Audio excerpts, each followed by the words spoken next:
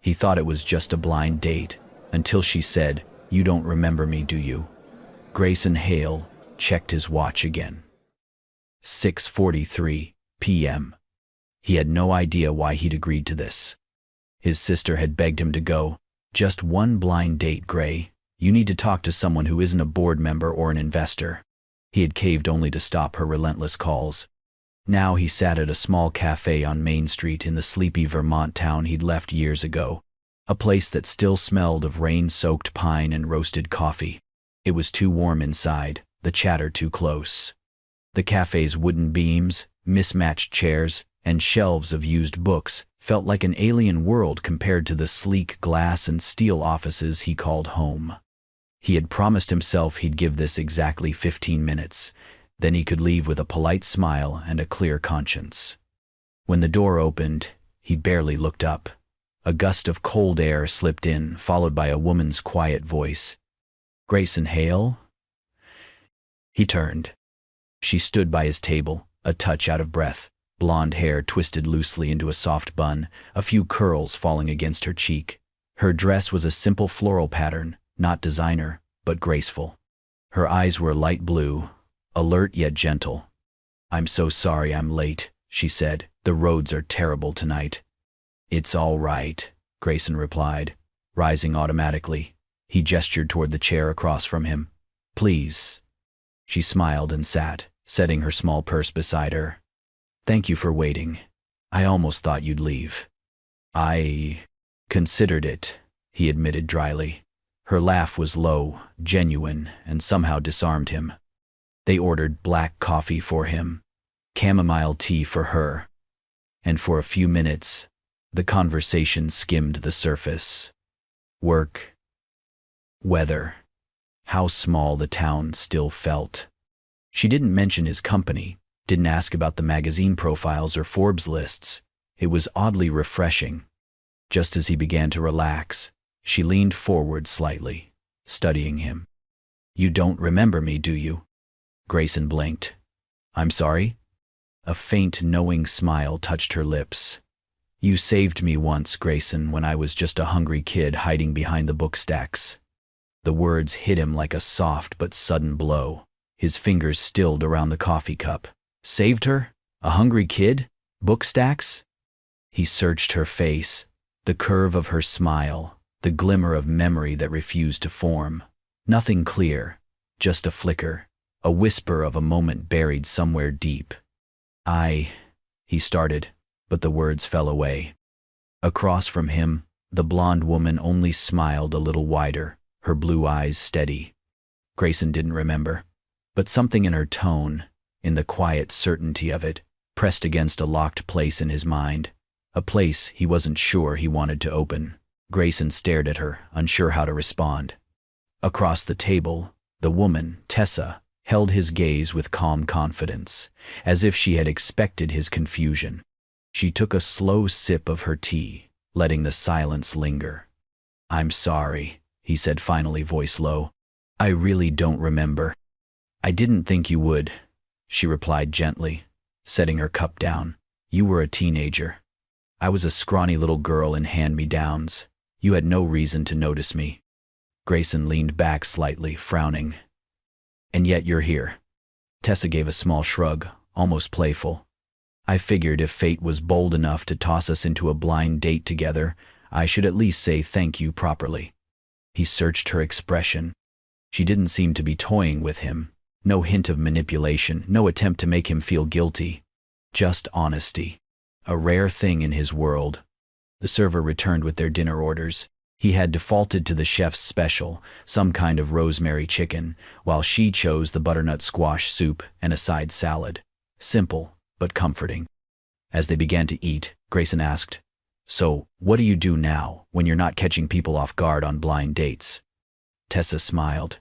"I work part-time as a librarian, the public library in town." He raised an eyebrow. "Still hiding behind the book stacks, then?" "Only during story time," she teased, then added, "It's mostly so I can spend more time with my daughter." "You have a daughter?" he asked, genuinely surprised. "Lila," she said with a warm smile. "She's 4. loves ballet, pink dresses, and dinosaur picture books. Grayson let out a short laugh. Sounds like a handful. She is. Tessa nodded, her smile turning soft, proud.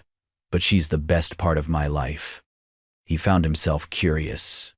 Where's your husband? Her gaze flicked down for a brief second. There never really was one. It's just been me and Lila from the beginning. He nodded, respectful of her boundaries. That must be hard. Tessa gave a light shrug. Sometimes, but this town makes it easier. People look out for each other. Mostly. Grayson's eyes drifted around the room. It's changed a little, but not much. You used to live here, didn't you? She asked. He hesitated. Yeah, a long time ago. My family moved away when I was 15. What happened? He met her eyes, debating. Then, quietly, my father's business collapsed. We lost everything. My mom passed away a few months after we left. Tessa's expression softened. I'm sorry. He nodded once. It's fine. It was a long time ago. There was a pause. Then she asked, Do you remember the library at all? Barely, he admitted. I used to stop there after school. It was quiet, peaceful. You brought us sandwich and orange juice every day, she said. He looked at her, startled. I remember, she continued, her voice a little quieter now. I used to sit near the children's section and pretend I was reading, but mostly I was just trying not to be hungry. One day, you left your lunch on the table and walked away. You didn't say a word. I waited 10 minutes before touching it because I thought maybe it was a mistake. It wasn't, he said automatically, surprising even himself. She smiled. I figured that out eventually. And after that, every few days, you'd leave your lunch in the same spot. No note, no conversation, just kindness. Grayson's jaw tightened, emotions he could not name stirring behind his ribs. I never knew your name back then, she added. Not until tonight. He sat in stunned silence, the soup in front of him forgotten.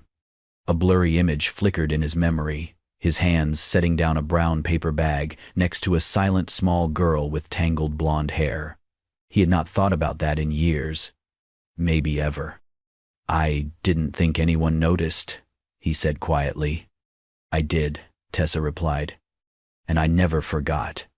Grayson looked at her, truly looked at her, not as a date, not as a stranger, but as someone tied to a version of himself he had long buried. For the first time in a long while, he did not feel like Grayson Hale, CEO. He just felt human. The next morning, Grayson sat at his hotel desk, staring at the untouched cup of coffee growing cold beside his laptop. He had told himself he was leaving town by noon. Meetings awaited him in Boston, the city skyline always ready to swallow him back into its steel rhythm. But something about last night lingered. Tessa's voice, her story, the way her words had pulled a forgotten part of him back into focus. He told himself it was curiosity, that was all. By early afternoon he found himself parking across from the public library. The building was small, brick-faced, with ivy curling around the windows. It looked exactly as he remembered it, and somehow, nothing like it at all. He hesitated at the entrance, then pushed the door open. The warmth hit first, followed by the scent of old paper and vanilla-scented disinfectant. Children's laughter echoed softly from the far corner. He stepped inside and nearly laughed. The place was more chaotic than he'd expected. In the children's section, tucked between shelves, painted like trees, a small group of toddlers and preschoolers were sitting on mushroom-shaped cushions, listening to a young woman read from a picture book. And right in the center, twirling slowly in a pink dress and ballet slippers, was a little girl. She spun with arms overhead, hair in a tiny bun, completely absorbed in her imaginary performance. Grayson blinked. That had to be her. Lila. He stood there for a moment, unsure if he should interrupt, but before he could decide, the girl spotted him. She stopped mid-twirl, tilted her head, and marched right over. You? she said matter-of-factly, pointing a tiny finger up at him. "Are you Mom's friend from the date?" Grayson's mouth opened, and nothing came out. Every head in the reading circle turned. Even the librarian glanced up from her book with raised eyebrows. Tessa appeared from behind a nearby shelf, clearly having overheard. "Lila," she hissed, trying not to laugh. "Let's not shout our personal business across the whole library." Grayson, thoroughly embarrassed, managed a sheepish smile. "I knew it," Lila said triumphantly, ignoring her mother's gentle scolding. "You're the man from the date.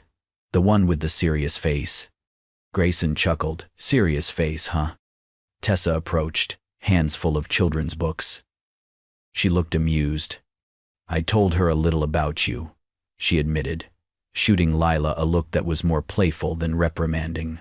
"Apparently, I may have described you as intense." "You said he looked like a statue with a tie," Lila announced proudly. Grayson burst out laughing. "Well, that's one I haven't heard before." Tessa shrugged with a smirk. "She's brutally honest. Gets it from her grandmother." Lila leaned in closer, studying his face with the unfiltered curiosity only a child could get away with. Then she whispered, not quietly at all, "Mr. Grayson, you're not scary at all, like Mom said." Grayson froze. Tessa's eyes widened. "Lila." But he raised a hand gently. "It's okay." Something in his chest cracked open just a little. That one sentence, spoken in a child's voice, completely sincere, cut through more layers than a dozen boardroom compliments ever had. "I promise, I'm not scary," he told her softly. "I just forget how to smile sometimes." Lila nodded, as if that made perfect sense. "You should practice. Smiling makes your eyebrows go up. It's better." He laughed again, his shoulders loosening more than he realized. Tessa gave him a long, warm look. "What brings you here, anyway?" He cleared his throat, only half lying. "I was in the area." "You came to a library in a town you haven't visited in over 10 years, just to be in the area?" He gave her a look. "Maybe I was curious." "About me or about her ballet routine?" she asked, nodding toward Lila, who had already returned to her pirouettes among the bookshelves. "Both," he admitted. They stood side by side, watching the little girl spin and giggle, the light catching in her pink tulle skirt. And for the first time since he had returned, Grayson did not feel like a stranger in this town. He just felt seen. Grayson showed up at Tessa's door just after 5, holding a brightly illustrated book in one hand. "Lila dropped this," he said as soon as she opened the door. She was too busy twirling through the nonfiction aisle. Tessa blinked, then smiled. "Oh no, not dancing dinosaurs. She's been asking for that one for days." He handed it over. "I figured it might be important." She laughed softly. "You figured right. Want to come in for a minute?" Grayson hesitated, then nodded. The house was small and older, but tidy and warm. Faded wallpaper, framed drawings clearly made by little hands, the faint smell of cinnamon and crayons lingering in the air. It was the kind of home built slowly, with care, not money. He followed her into the living room as she set the book on the coffee table. Lila's tiny shoes were neatly lined up by the door, her pink ballet bag resting nearby. "Lila's with the neighbor," Tessa explained. "They're making cookies. I only agreed because she promised not to touch the oven."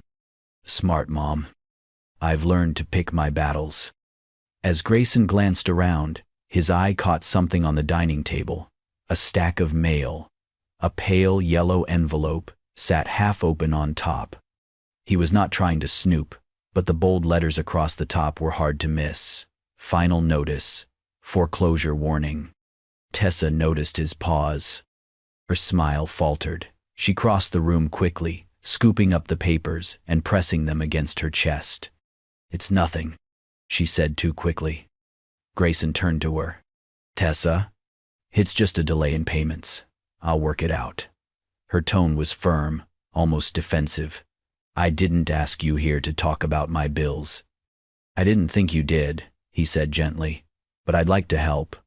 She shook her head. "No, that's not why I invited you in. I know. I also know the library's barely getting by. I've seen it." He took a step closer. "What if we worked on something together? I could fund a reading and education program through the library. Something permanent. We could hire more staff, expand the kids section, host events." Tessa's expression shut down before he could finish. "Grayson," she said quietly, "I don't want to be your charity." He blinked, stunned. "That's not what this is." "It might not feel that way to you," she replied, her voice calm but steady. "But to me, that's exactly what it feels like." He ran a hand through his hair. "Tessa, I'm offering to invest. This isn't about pity." "Easy for you to say," she said, arms folding. "You walk in, see a foreclosure notice, and suddenly you're ready to fix it all like it's just another business problem. But this isn't business. This is my life. I know that." "Do you?" she asked softly. "Because I've spent years building this life, this home, for Lila, without help. And I don't want the first person who steps in to fix things just because he can afford to." Grayson felt the sting behind her words. Not anger, just disappointment, and a wall rising between them. "I didn't mean to offend you." Tessa's expression softened slightly, but her eyes stayed guarded. "I know, and I appreciate that you care. But this town has seen its share of rich men swoop in and save things. They always leave, and they usually take something with them." He looked down, the weight of unspoken history pressing between them. After a long silence, he said, "I didn't come to take anything from you." "I know," she whispered. But she did not say more, and he did not stay long after that. As he stepped out into the cool twilight, the book still fresh in his memory, so was the look in her eyes, pride, fear, and something else he could not name. He had offered help, not charity. But maybe, in her world, there was no difference. It was nearly midnight when Grayson's phone rang. He almost did not answer. He had just returned from a long investor dinner in Burlington and was about to shut down for the night. But when he saw the caller ID, M. Jameson, Tessa's neighbor's number, he picked up immediately. "Mr. Hale?" The woman's voice was strained. "I didn't know who else to call. Lila's very sick. Tessa's trying to drive her to the hospital, but her car wouldn't start. She's panicking. And I'm on my way," Grayson said before she could finish. He did not change, just grabbed his keys and coat and was out the door in seconds. The drive from his lakeside hotel to the edge of town took nearly 2 hours, the roads slick with freezing rain. He kept one hand tight on the wheel and the other clenched around his phone, though no one was calling back. His mind spun with images, Lila curled up in her pink dress, Tessa's calm cracking, her worry deeper than pride could hide. When he finally pulled up to Tessa's darkened street, she was sitting on the porch steps in a sweatshirt and leggings, cradling Lila in her lap. The little girl was burning with fever, her face flushed, her arms limp around her mother's neck. Without a word, Grayson got out, opened the passenger door, and held out his arms. Tessa hesitated for a second, then she handed Lila over. "She just started burning up," she whispered, voice breaking. "I didn't know what else to do." "We're going to take care of her," Grayson said quietly. He drove them to St. Vincent's Medical Center, the only hospital in the region equipped for pediatric emergencies. He gave no last name, no explanation of who he was, just handed over his credit card and asked for the best available care. Tessa stayed with the nurses while Lila was checked in. Grayson remained in the waiting room, pacing, buying snacks he did not eat, flipping through magazines he did not see. When Tessa returned, eyes red but steadier, he handed her a cup of water. "She's stable," she said. "They gave her fluids, said it was a strong flu. If the fever drops in a few hours, we can take her home." Grayson exhaled, slowly. "Thank God." Tessa sat beside him, hands trembling slightly in her lap. "I can't believe this is happening," she murmured. "I couldn't even afford the intake fee. If you hadn't—" "You don't have to thank me," he interrupted softly. "You're her mom. That's your job. Let this be mine." She said nothing. Later, after Lila was moved to a private recovery room, Tessa left briefly to talk to the billing nurse about discharge paperwork. Grayson stayed. The room was dim, lit only by a small reading lamp in the corner. Lila slept fitfully, cheeks pink, her little fists curled by her chin. Grayson sat beside her, a children's picture book open in his lap, one of the ones she had proudly recommended at the library.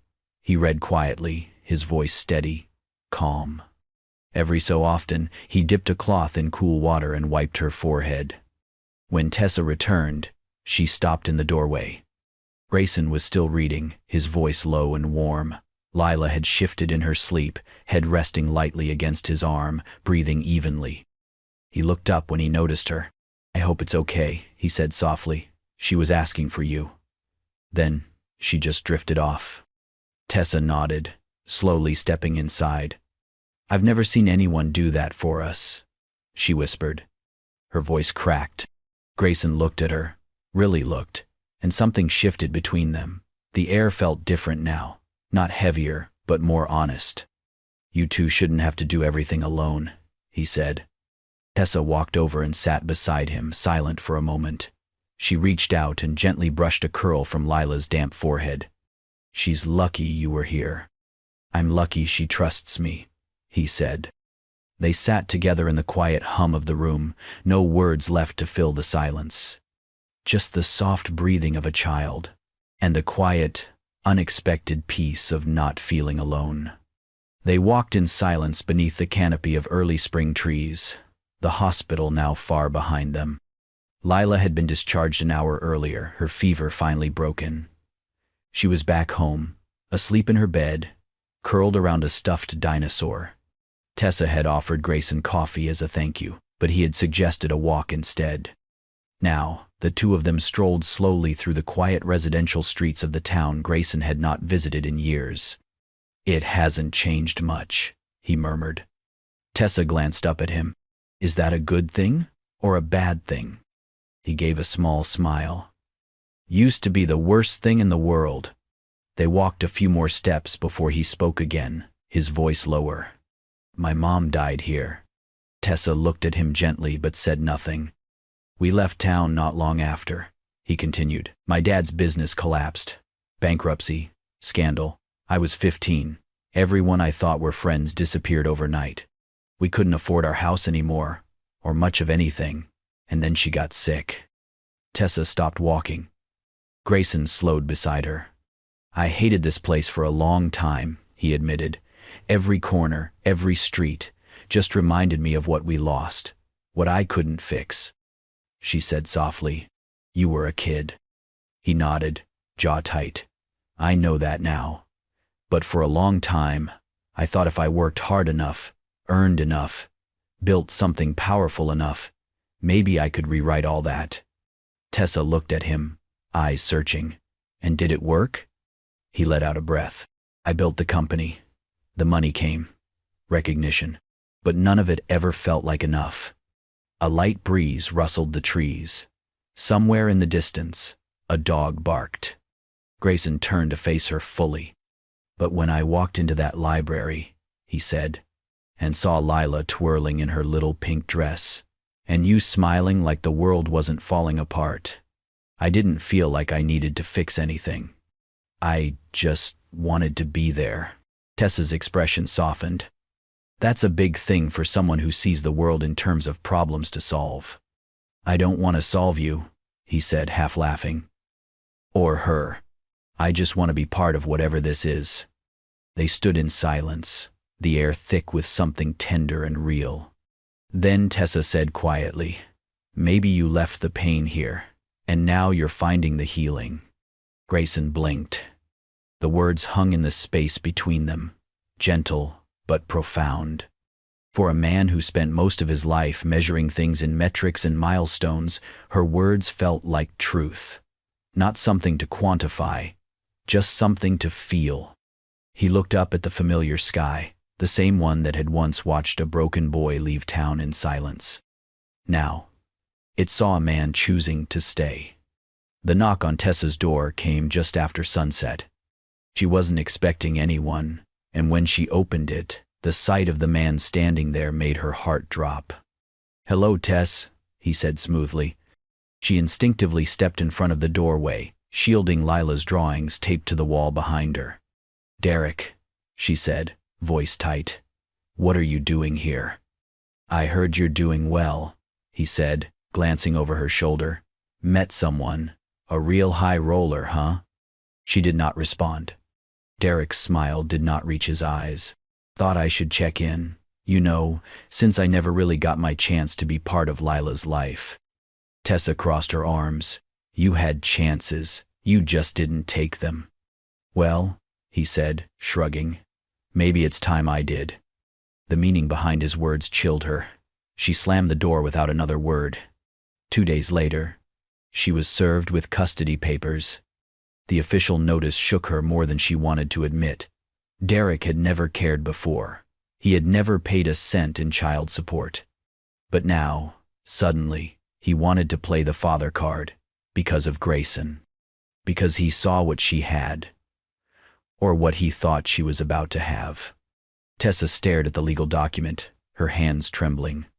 Later that night, when Grayson came by with dinner and one of Lila's forgotten stuffed animals, she tried to hide it, but he saw the papers on the kitchen counter.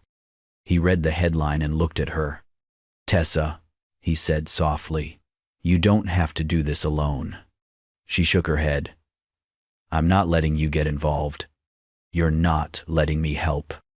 Because if I do," she said, her voice shaking, "and I lose, then it will feel like I lost everything." Grayson stepped closer. "This isn't about pride anymore." "It is to me," she snapped, then softened. "I know your world, Grayson. Lawyers, contracts, power plays. But that's not mine. I can't let you fight my battles." He did not argue. He just nodded. But when he left that night, he made one call. And his lawyers went to work. He told them only 2 things. Help her without ever mentioning his name, and make sure Lila never gets pulled into something ugly. The courtroom was small, quiet, filled with shadows and tension. Tessa sat with her hands clasped tightly in her lap, barely hearing her attorney speak. Derek sat across from her, clean-shaven, wearing a borrowed suit and smug expression. She hated how much power he still thought he had. Then the judge began reading from a letter that had been submitted with her file, anonymous but thorough. It detailed a private educational trust set aside for Lila's schooling, full medical coverage until age 18, and a commitment to support her quietly, without interference or public attention. No conditions. No strings. Tessa turned in her seat. In the very last row, near the door, Grayson sat alone. He gave her a small, almost imperceptible nod. She pressed her lips together, tears threatening. When the judge awarded her full custody and denied Derek's petition due to years of absence and lack of financial support, she closed her eyes and breathed for the first time in days. Outside, the spring air was still. Tessa stepped down the courthouse steps, spotting Grayson near the sidewalk. She walked over slowly. "I told you not to get involved," she said quietly. "You told me not to fight for you," he replied. "So I didn't. I fought for her." Tessa blinked, and something inside her cracked wide open. "You did all that without needing credit?" "I did it because I could," he said simply. "And because she deserves a future with her mom, safe, secure, uninterrupted." Tessa swallowed hard. "Thank you." Grayson gave a small smile. "You don't owe me anything." She took his hand. "I know," she whispered. "But I'm giving it anyway." 3 months later, the town looked different. Not in the way of buildings or streets, but in the way it felt to Grayson as he stepped out of his newly opened satellite office, tucked above the cafe where he had first met Tessa. The mornings were quieter here. The people waved. And for the first time in years, his calendar had breathing space built into it. Half the week, he stayed in Boston. The other half, he was here, in the town he once ran from, now slowly becoming home again. That morning, he adjusted his tie in the mirror and glanced at the small box on his desk. Not velvet, not brand new, just an old keepsake box with smooth edges and a gold hinge, slightly scuffed from time. Inside, nestled on the cushion, was a ring. Not an engagement ring. Not yet. He tucked it into the desk drawer and headed out. The ribbon-cutting ceremony for the newly expanded children's wing of the library was already underway when he arrived. Tessa stood at the front, welcoming local families. Her hair swept into a loose bun, cheeks flushed from excitement. Lila ran ahead in her signature pink dress, twirling as usual, arms flung wide like she owned the world. The plaque outside read, "In celebration of curiosity and courage, sponsored anonymously." Grayson stayed near the back, watching. When the speeches ended and the crowd filtered inside, he slipped away into his office upstairs to grab a file. He had just opened the door when a small voice piped up behind him. "Mr. Grayson, your office is messy." He turned to see Lila standing in the doorway, hands on her hips. He laughed. "I wasn't expecting company." She marched inside like she lived there, then paused at his desk. Her eyes lit up. "What's this?" she asked, reaching for the small box he'd left, just slightly ajar. Grayson moved to stop her but paused when she looked up at him with that innocent, unfiltered honesty. "Is this for Mom?" she asked, "because I think she likes you now. A lot." Grayson smiled, kneeling beside her. "It's not a ring for asking a big question," he said, "but maybe for making a promise." Lila considered that, then nodded. "That's okay. She still likes promises." Downstairs, music played softly, and the scent of fresh-baked cookies floated through the air. Grayson spotted Tessa near the doorway, talking to a reporter from the town paper. He walked over and gently touched her elbow. "Can I steal you for a second?" he asked. She turned, surprised but smiling. "Sure." They stepped outside to the back garden, where string lights hung between trees, and the laughter of children echoed faintly from inside. Grayson took a deep breath. "This town's changed," he said. Tessa raised an eyebrow. "You mean, you've changed?" "Maybe both." He pulled the small box from his pocket and held it out to her. She looked at it, then at him. "This ring," he said, opening it slowly, "isn't a proposal. Not yet. It's a promise." Tessa's eyes welled as he continued. "A promise that I remember you now. Not just that moment in the library, but everything since. And I won't forget, again." She didn't speak. Just nodded through the tears, lips trembling.